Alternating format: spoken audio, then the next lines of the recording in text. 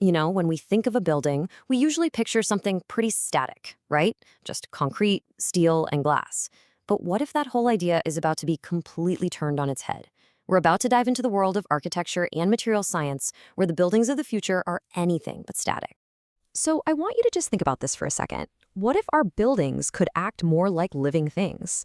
I mean, imagine a building that could actually respond to the weather, repair its own damage, and adapt to what we need, all in real time. It sounds like something out of a sci-fi movie, right? But it's actually way closer than you might think.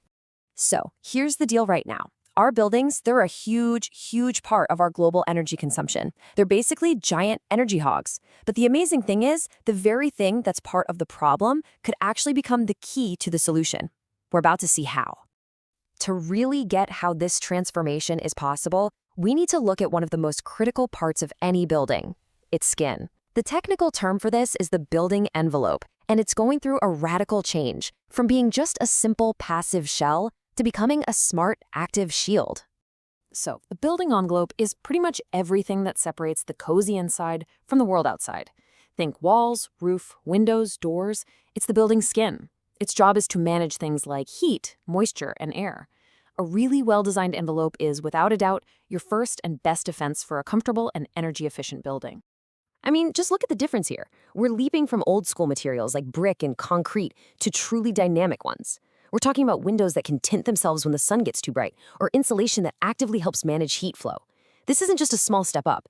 It's a fundamental rethinking of what a building's skin can even do. And this is where we get to the really mind-blowing part, the materials themselves. We're talking about materials that are engineered to have properties that seem, well, almost alive. So yeah, welcome to the smart materials revolution. So what exactly makes a material smart? At its heart, it's all about adaptation. These materials can sense a change in their environment, like the temperature dropping or the sun getting brighter, and they respond in a really useful, predictable way. And the craziest part?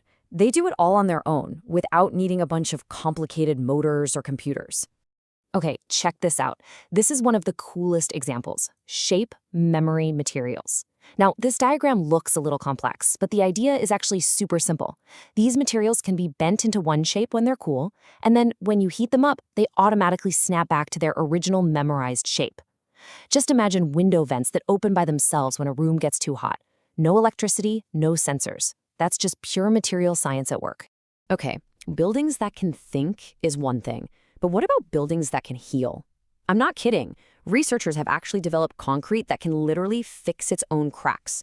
This could totally change the lifespan of our roads, bridges, and buildings. So how in the world does that work? It's pretty ingenious, actually. The concrete is mixed with these tiny little capsules that are full of healing agent. When a tiny crack starts to form, it breaks open those capsules. The healing agent then seeps out, fills the crack, and hardens, sealing the damage shut. It stops a tiny problem from becoming a huge, expensive one. It just makes everything so much more durable. Now, being smart is fantastic, but it's really only half the story. The other massive revolution that's happening right alongside it is all about sustainability. Because these incredible technologies aren't just clever tricks, they're absolutely essential if we want to build a future that's easier on our planet. Take a material like aerogel, for instance. It's one of the lightest solid materials on Earth because it's mostly air. And because of that, it's an unbelievable insulator. This means you can have super thin walls that have the same insulating power as the really thick conventional ones we use today. It's a total game changer for designing new buildings and for upgrading older ones. And please know, this is not just theory or something stuck in a lab. Look at this stuff. Building integrated photovoltaics, or BIPV, are already being woven seamlessly into buildings. We're talking about facades, windows, and roofs that are all generating clean energy. The skin of the building isn't just protecting it anymore, it's actively powering it. All these ideas, smarter materials, sustainable design, they all feed into this much bigger concept called the circular economy. For a long time, the construction industry has worked on a take, make, waste model. The goal now is to create a closed loop, where materials just keep getting reused, repaired, and recycled, which drastically cuts down on waste. And getting there means we have to completely change the way we think about buildings. We have to start designing them so they can be easily taken apart later, so their valuable parts can be used again. We have to get way better at saving materials from old buildings that are being torn down. And of course, we've got to use more recycled stuff in new projects. It's about rethinking the entire life of a building, from start to finish. Okay, so let's just pull back for a second and look at the big picture. We've got smart materials, we've got sustainable practices, we have buildings that generate their own power. What does all this add up to? Well, it points to a future where our buildings are truly and deeply adaptive. And the impact here is just staggering. Let's just take one single technology, electrochromic glazing. That's basically smart glass that can tint itself. Real-world studies have shown that just this one thing can cut a building's cooling needs by up to 40%. 40%! That's a massive energy saving just from your windows. So when you start adding it all up, the benefits are just undeniable.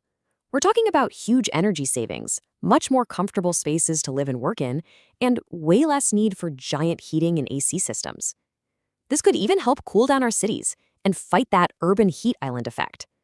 And of course, with materials that heal themselves, our buildings are just going to last a whole lot longer.